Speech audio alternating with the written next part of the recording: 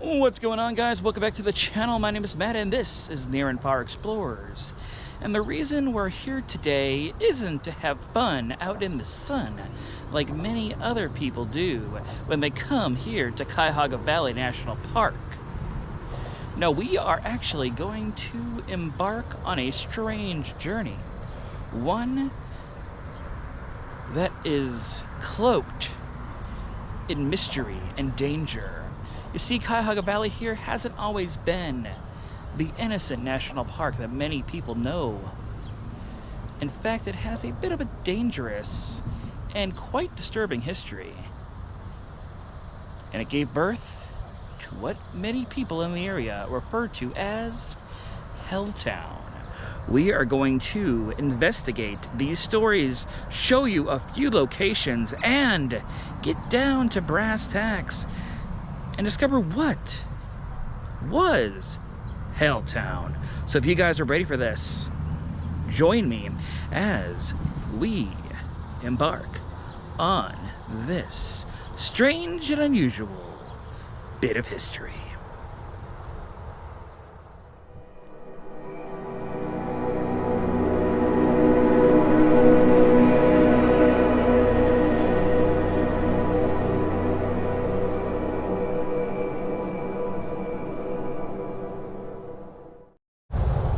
But before we embark on our journey of the strange and unusual, let's take a look around us and realize where we are, or rather where we were. This used to be Boston Township.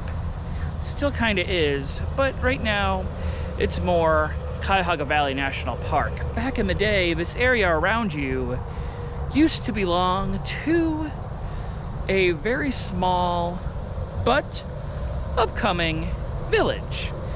Founded in 1806 by James Stanford and a few early settlers, this area grew in size tremendously thanks to the creation of the Ohio and Erie Canal, which was finished right around the early 1820s, early to mid 1820s, I should say. The thing that was able to make this community so thriving was what we're standing on right now, the towpath trail. They would have small boats similar to this carry goods up and down the canalway here.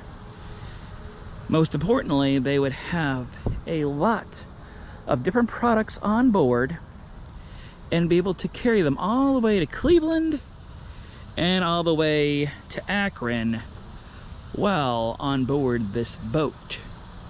That helped build the community and turn it into what you see here before you. This right here, my friends, this is what killed the Ohio and Erie Canal. The invention of the train. Now, of course, the train existed before that, but it didn't become widely used or installed in this area until the late 1800s. Once they put down these tracks, people started leaving Boston Township area and started going to the big cities where all the big business was because they wanted to make more money. Of course, living in the small town of Boston Township was nice, but money is nicer. So you're asking, what about the people who stayed? What happened to them? Well, I'm getting to that. Hold on. That is our next part of our story. You see, in the 1960s, a big radical movement started up where they wanted to save the trees, man, save the environment. And they started building more and more national parks, and that's where this national park came from. A great big movement started by Gerald Ford all the way back in the late 60s, and it didn't really kick off until 1974. But once it kicked off in a big way. You see, the government started coming down here and kicking people out of their homes. Many of these homes were vacated immediately. People were forced to leave their homes and find somewhere else to live because they were building the national park here. And a lot of these buildings were left abandoned for a long, long time until they finally, eventually demolished them. But they stood here for decades. They didn't really finish the national park until the mid-2000s. And it was a park before then, but it wasn't considered officially a national park. So a lot of the buildings stood here rotting. And a lot of these homes were actually covered with posters from the government saying no trespassing. Government signage everywhere. So it looked like a war zone. And that's what started a lot of these rumors. One of the biggest rumors was about the government conspiracy that happened here. But the facts weren't exactly correct. They thought that they dumped a lot of chemical waste in the woods here to get rid of it. But in actuality, that never happened. In actuality, it was because they were closing these homes, selling them for dirt cheap, and kicking the families out. But people thought there was a big chemical spill, and the woods here were haunted by ravenous mutants. Now, of course, that never happened, but there are stories that speculate and say that it might be something far more sinister than what we actually believe. And some, in fact, even say that deep in these woods lies a huge venomous snake called the Peninsula Python. The urban legends are quite fascinating, though, and that's why today I want to take you on a little tour and show you some of the locations speculated upon and what actually happened there. Who knows? But I'm going to tell you the urban legends and make you think about it and come up with your own ideas. This bridge right here, in fact, is one of them. People have said that this is a crybaby bridge. If you don't know, a crybaby bridge is a haunted bridge in the area where mothers would have thrown their babies off. And you could still hear the cries of the babies to this very day. One of the first places I want to show you guys is right over here in the small little village of Peninsula, Ohio. Now, there have been many urban legends about this place, as well as Boston Township.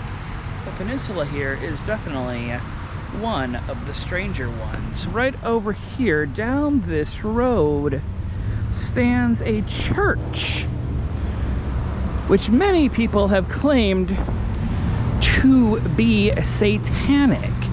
And while it might seem like your normal small town church, there is something quite alarming about it.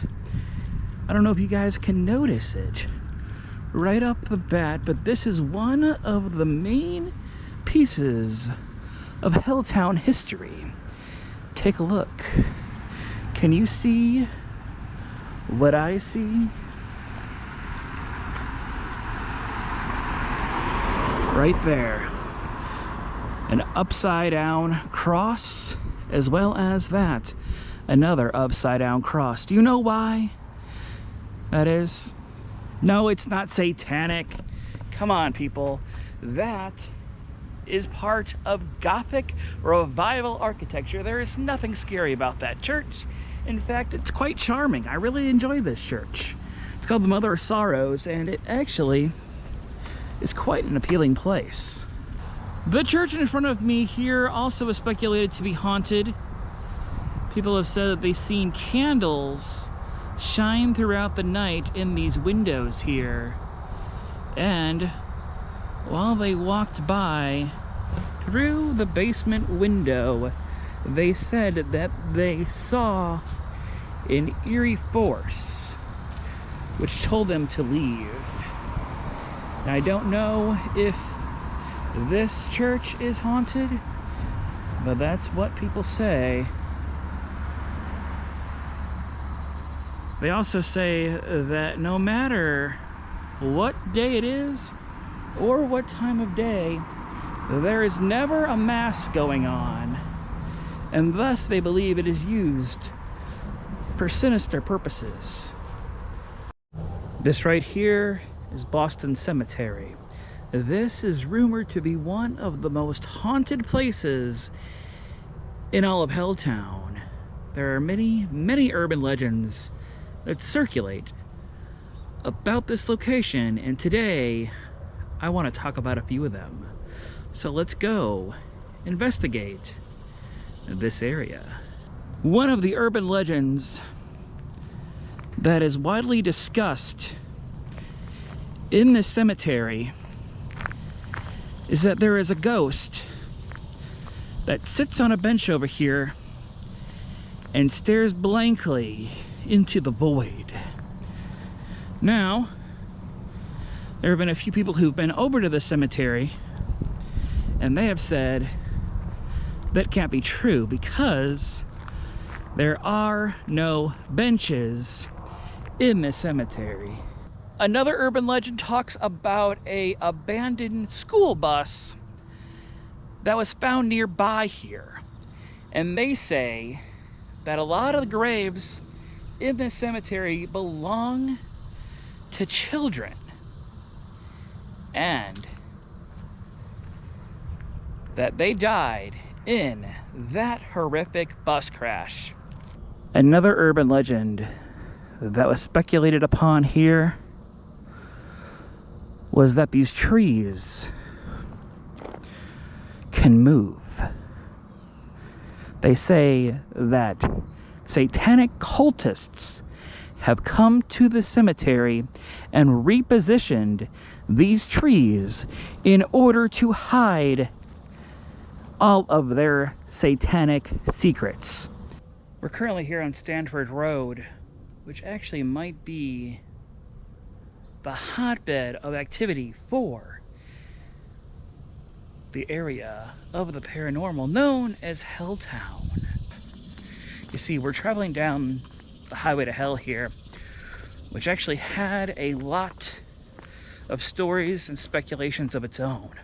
One story revolves around a band of serial killers who came out here and used to cut the throats of motorcyclists. Another story tells about a demonic force that lurks on this road and would take control of your car in order to send you to your fiery demise. But I know one thing, we're on our way because Helltown is this way, my friends. This is the road to Helltown. Here we are, guys. We made our way through the brush, through the high grass, and now we are about to walk into the last remaining structure in Helltown. This is awesome. Check it out.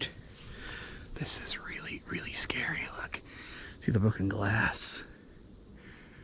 Oh, this is cool.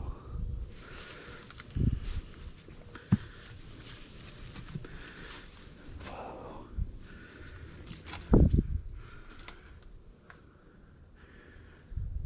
I don't hear anybody out here.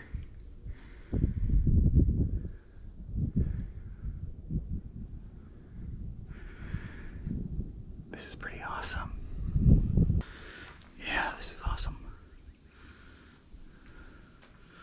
The last structure in Helltown. There's actually another barn down there as well. This is pretty cool. What is that?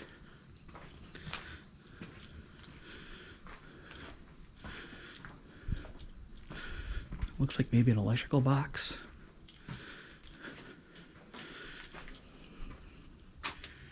Yeah, an electrical box.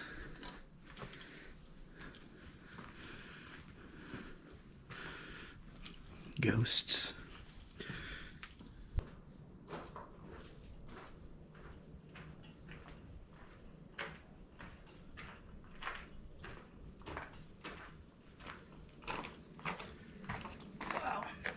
this. Pretty freaking cool. Take a look at this barn, baby. This is awesome. Spooky barn here. This is why they call it Helltown. But a lot of people got freaked out by this barn being out here just alone in the middle of the woods. Part of the barn is just tore off. And I really want to go up these steps here to see what the upstairs looks like. Let's see if they're secure. Actually seems pretty secure to me. Yeah, a lot of people have been up here. A lot of graffiti. See, part of the door got torn off. Helltown. 666.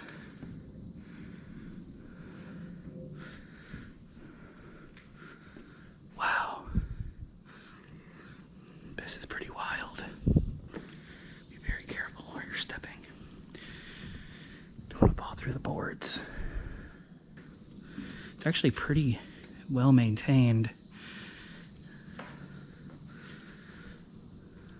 A lot of graffiti out here.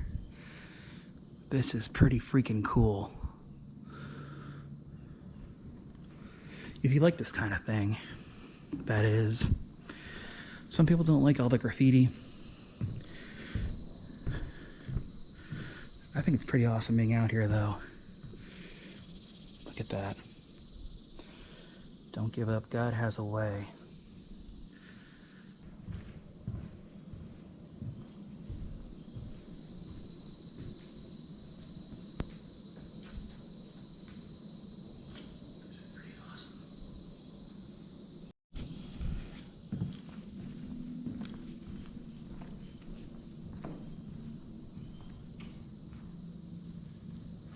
Yeah, this is really cool. Yeah.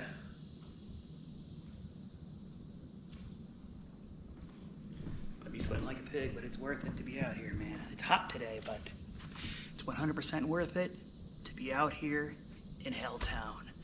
Heard about this place for so long, and it's cool to finally be out here. Alright, I think it's finally time for us to check out the last piece of Helltown history. Down this path that many a would-be traveler has paved out for us. Let's go check it out. And check out that cool tree while we're at it. That is pretty freaking stellar. That's an awesome tree right there. See the metal, the rusting metal? That's pretty freaking stellar. Whoa, there's a deer or something over there. That was scary. That just creeped me out.